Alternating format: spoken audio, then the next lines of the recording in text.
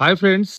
एटा आपण देखिबे एटा होची आपणकर नेछिपु टनेल जोटा कि 2023 रे इनागुरेट करा जायथिला अरुणाचल प्रदेश रे पाखापाखी एटा 500 मीटर रो एटा टनेल एटा नेछिपु टनेल जोटा आपणकर लेखा आइची रिसेंटली बिफोर 2.5 इयर्स इनागुरेट करा आइची तो आपणकर जो तावांग को जिबा पई ए जो आपण देखुचंदी केते सारा फॉग आपण मानकर एठी अछि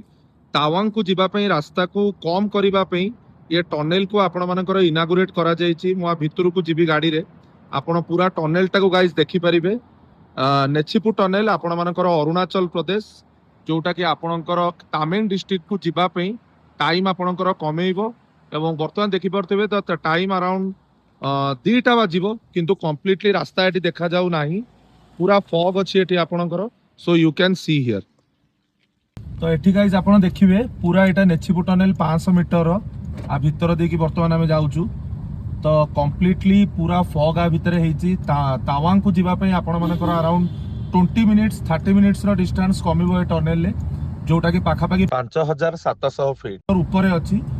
so you can see that tunnel वर्तमान आमे ता भितर जाउछु थैंक यू आपण मान देखि परथुबे ओके थैंक यू।